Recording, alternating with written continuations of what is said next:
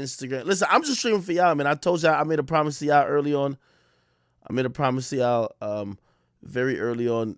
This shit, no, it's P from QC Instagram. It's this right here. What y'all wanted me to check?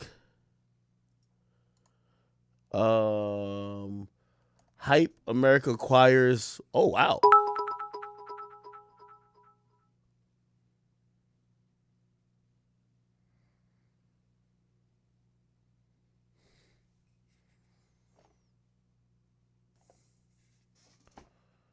Holy shit.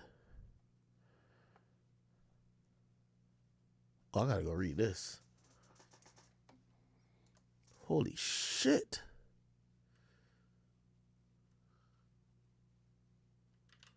Variety.com. Hold on, chat. By the way, welcome YouTube and everybody else. Wow. Hybe America has entered an agreement to merge and acquire Quality Control. The Atlanta-based entertainment company covering Lil Baby, Lil Yachty, City Girls, and Migos are among its signings. Sports, wow, they did it for $300 million. That's crazy. If you don't know, pretty much, I believe 300 Entertainment sold for $300 million. God damn it, P is rolling in cash right now. Fuck. The Atlanta-based blah, blah, blah, blah, blah. The deal valued at $320 in stocks and cash was led by Hype America's CEO Scooter Braun, whose relationship with Coach and P as Lee go back blah blah. Oh my God. Their music roster will continue to have an affiliation with Universal. So I'm guessing all the masters that P own now, Scooter Braun and Hybe America owns them. It's the first major move by Braun since becoming the sole CEO for Hybe America early this year. South Korean entertainment leader U.S. portfolio includes SB Projects management to Justin Bieber, Ariana Grande, Kid Laroi, Migos member Quavo is among. Oh my God, this is a crazy shit. Holy shit. I'm so proud to have an honor to have Coach and P join Bang as I whatever. Oh shit, this is holy. They're the perfect. Wow, this is interesting. I can't read the comments with this fucking glasses, man. Shit. Oh, never mind. I just gotta put the comments down here. Sorry. Wow, this is a major move. So essentially, P and Coach K have sold their interest in QC. That's fucking interesting. Very goddamn interesting. Um, what could I take from that? So while you tune into the chat, nigga, you know what I mean, podcast or not podcast, but like stream. Hey, I give you some inside info. I don't even know if I should give you, but I think I could. So in the last year, Scooter Braun was trying to acquire a part of my company, right? So like, you know, I don't want to throw figures around, but Scooter Braun has been trying to make some major plays in the urban entertainment space. You know, they came through my lawyer and, you know, LA Hollywood niggas. They wanted to make a play to kind of own a percentage of the Akademiks brand. I'm not going to throw out numbers, but I'll say they were looking to try to acquire 20 to 30%, but be a major investor to ramp up a lot of stuff that you know, they would like and kind of saw the vision what I was doing. My lawyer was very excited, but at the end of the day, I'm my own boss. And it was a lot of millions that were being thrown around. I didn't do it. I didn't want to do it. I was a little hesitant on it. And I'm not saying there wasn't a number that maybe I wouldn't really consider it, but for what I got going on right now, money's not an issue. It is Big Act. You know, the way they pitched it to me is like, listen, you want to sign the deal that you could go get the yacht and the 2 extra mansions in motherfucking Miami. And, you know, again, I swear I built everything that I own, particularly with what I've done with my brand, just so intimately that, It wasn't no knocking, whatever. It just wasn't. The money didn't draw me like that. Now, granted, if they said 100 million, we might be talking a little different, but it wasn't that obviously. So when I look at this situation, I'm like, oh, Scooter, he's closing some deals out here, and clearly he was not only talking to me, he's talking to other people. And again, I'm probably just a media entity he was talking to, but he was probably talking to labels and clearly acquired QC. So salute to Scooter Braun. Me and him actually had some conversation recently. I'm very proud of him. I do want to give everybody who's in this music space a little bit of I hope when you watch my stream through all the fuckery, and I violate a hella niggas all the time, but I do want to give any of y'all who have aspirations to this music industry a little bit of hope. By the way, thank you to my gifters. I'm going to shout out in a second. The real people who's making the money is the managers. If you ever see Dre London is the manager of Post Malone. That boy got a bag. A big bag. A disgusting bag. Scooter Braun came in. Most people know him for being the manager of Justin Bieber. He ain't selling shit. He's buying shit. Got a big bag. Huge bag. Not trying to dox him, nothing like that. I remember when I had my very first meeting with, his team. He owns like some fucking huge ass building in LA. I was like, what the fuck? You could get this being a manager? And I only say this to try to encourage y'all, because some of y'all might not have the talent, don't have the look, don't have whatever to be the star. But please believe me, the stars are turning out to be the blue faces of the world, where most of these guys really don't know how to make money. The managers are usually some of the most shrewd and talented individuals when it comes to the music business. The A&Rs, they're leveling up. They're becoming the new executives. A lot of executives are making bigger plays. Really, I want to encourage you guys that if you love the music business, and the music business is going to continue, no matter if they say, oh, it's looking gloomy, what it's going to happen. You don't have to be the rapper. And actually, and I'm going to tell all y'all this, I keep telling y'all, if you want to get the most amount of money, don't be the rapper. A rapper has a shelf life. You know one thing I always like being about, being a media guy? Because I just hit 30. But 30's young compared for media niggas. For rappers, TikTok, you about to get the fuck on out of here. So, I watch people like, Scooter Braun, who has leveled up so much, partner with a bunch of people. People trust his strategy, his vision. People are down to, give him control of money. And also he has his own capital to bring to the table. By the way, if you don't know, he's the one who bought Taylor Swift's rights to her music. He's making major plays. And now, if I'm reading this correctly, he has now purchased QC. So QC will no longer be an independent label. Granted, P and Coach K will still probably be there, because you do know how intellectual properties, right? Whether it's like imagine buying, quote unquote, imagine somebody buying Akademiks and then firing me. Like, I would just go make some other shit and all y'all would follow me, I would hope, right? So when people buy a company, most times you got to keep the niggas there. You just own the profits, right? You just give them that big upfront check. But to keep it real, $320 million, that's a huge motherfucking load. Again, 300 Entertainment sold, let me see, 300 Entertainment Warner deal. I'm gonna tell you what that did. $400 million in cash. Just think about this. This is what I'm saying. You got to salute to, I know P mad at me, a little bit now, because, I've been going in on Lil Baby, but that little retarded boy got to learn. Stop, you can't handle big act like I'm no fucking idiot, okay? Same way you talking to me disrespectfully. Now, when I'm calling you retarded, I'm sorry, it's nothing really personal. We just show the same energy back. It's okay. Me and P, we not on the best of terms right now, but I know it's nothing that's bad blood, really. But to put it in comparison, QC is City Girls, Migos. They do have the solo career of Quavo. Obviously, Takeoff passed away. Offset is fighting that his solo career does not fold up under QC. They have Deuce Deuce. There's a couple other people, Lakia. But obviously, the big wigs over there, the person driving the revenue is Lil Baby. After Lil Baby, I would say it's the Migos, then Yachty and City Girls, right? That's 4 major acts. Let's just say 4 major acts. They're getting $320 million. Warner sold their entire roster. Keep in mind who's on, no, not Warner, I mean 300. Who's on 300 ENT? Let's look at it. 300 ENT roster. And by the way, thank you for whoever who told me this, because these are the shit that get my blood pumping, because I need adrenaline tonight. It's the only thing that could make me last a couple hours on the stream. I need adrenaline. So Young Thug, YSL. Oh yeah. So they got YSL, right? So Young Thug, Gunna, Meg the Stallion, YNW Melly, Fetty Wap, right?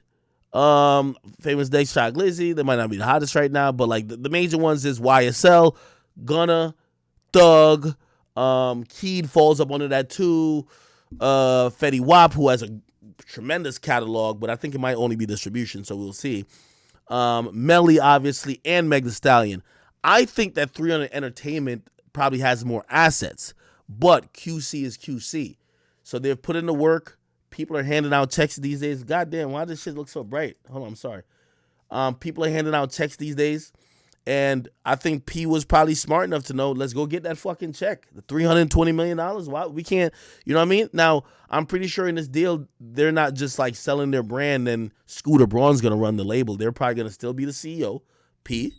They're probably going to still have the creative discretion, and they probably have shares in the company that are probably going to be, vested, and also like, they're going to mature later on, that if the company keeps doing good, they're going to get even more money. So this 320 is just guaranteed off the top, right? Or let's say it's 200 million cash and then 100, let's say 250 cash, 70 in stocks and bonds, right? Or like, whatever. I don't know how their shit is, but I think it's a W. You know what I mean? I think a lot of people are realizing the importance of gaining capital that you can invest and do other things with. Because what happens in the music industry, and this is why I can't blame P and Coach K, is because the white executives do it too. Didn't y'all see Lyric Cohen? He was one of them niggas who was running Def Jam for the longest, and after a while he said, fuck y'all put me as CEO. I'm about to go make my own shit. He went and made 300 with Tom Moskowitz and Kevin Liles. After he was there for a little bit, YouTube called him for a job. He said, yo, y'all niggas hold it down. I'm going to go get this job over here. Right? Tom Moskowitz said, well, all right, cool. But like, I want to go build some other shit where I have full ownership. He went to build Alamo. What did Alamo do? They signed Rod Wave and Dirk. Rod Wave and Dirk got them niggas doing good. I think Alamo just sold as well. Alamo sold. Let me see. Not Soldiers. What the fuck? Alamo sold for. Let me see. Alamo. I think it's Alamo Records. Alamo Records sold for $125 million. See, bro, niggas is just out here just getting cash, and really, I gotta only applaud to black men who are doing the same. They're playing the same games that all these white executives are playing. They're all playing musical chairs. And don't be surprised if you see Coach K go build another label. Don't be surprised if P does this for a couple of years and then go builds another label with another person. That's how all these executives get their money. They're getting a lot of money off of this shit. You feel me? That's just how it goes. So, if no disrespect to Tom Moskowitz, he's on my screen, but if, the white, executives have been playing this game and finessing to be billionaires, this musical chairs game, and new label, let's build it up, then sell it. You can't be mad at our brothers, and when I mean our brothers, like people who are from these communities, like P and Coach K, for playing the game. So salute to them. I'm pretty sure they're gonna not only are they gonna build some other shit. I think they're really smart, talented motherfuckers. Okay, so I know me and P haven't talked in a little bit, probably because of little baby shit, but I just want to tell him congratulations. All right. Hey, listen, it is what it is. So that's dope. That's dope. Wow, Scooter Braun's cutting the check. Fuck. If you ask me why, I like, I feel the brand of Akademiks, before I could even take in any investors, which by the way, I don't need investors. I got a whole lot of money, allegedly. And if I was gonna take money at this point, it would just be to like just shit on niggas. Like I don't know, you know, that broke ass nigga Blueface got like a house that's in foreclosure that's painted camo. I was like buy a yacht and just put like just wrap it with Blueface and Chris Shaw on the Rock hitting him with a head. That's what I'm trying to say. So I'm not at that place yet, but you have to understand business. You can't knock people for selling too, right? So like I'm a little bit resistant to any conversation about selling or even investing into my brand because I don't want nobody having any influence over it because number one, I don't need money at this point for what I'm trying to do. And but you never know. Later on, maybe those conversations happen. But when it comes to QC, I got to applaud him because I do believe this is the game. And I hope nobody tries to shame them to say, oh, you sold out to the white man, because this is the game of executives. And all the white dudes in the industry are playing it. We can't handicap our brothers that they can't play it as well. Also, if you think about, like, let's move over the aisle to think about my man Diddy. Shit, Diddy owned Sean John and he sold the shit and then he bought it back. You know what I mean? A lot of these things, you know, it's all about, you know, timing and realizing that what is QC without the direction of P? You get what I mean? So can't knock the guys, can't knock the hustle. I'm just glad to see, you know, some black executives kind of doing their thing because, you know, of course we acknowledge that in its early origin, hip hop is inherently black music, right? So salute to P and Coach K. All right, cool. Let's move on to some other things. That kind of gave me a little jolt of electricity. Yeah, like, yo, Chad was feeling so tired today, man. I had to take like a little nap. I'm gonna tell you another reason I didn't take a nap. So it's been actually and I was in Discord earlier. I just had to leave randomly because I have two dogs. One of my dogs is in training. That's Pluto. He's about to come home like next week, actually. So I'm going to show you, like, you know, his progress. But I have another dog, and it's a female dog. Her name is Princess. And I know this is going to sound mad pussy, but it just is what it is. Like, I used to never give a fuck about dogs till I had my dog. I don't even think I like dogs. I just love my dogs. And my smaller dog who's here with me, like, I think she was running in the backyard or whatever the case is. She hurt her foot. And she's been like crying all day, you know what I mean? And I don't know, like, so I've been like trying to like take care of her a little bit. So that kind of got me a little bit off my normal schedule. I ain't gonna lie, like I actually really feel like a parent because my dog, like hearing my dog like kind of like it fucked with me a little bit. And I never thought I'd be that person. I would always be like, yo, look at these bitch ass nigga caring about a dog. But my dog, I love my dog. I ain't gonna lie to you.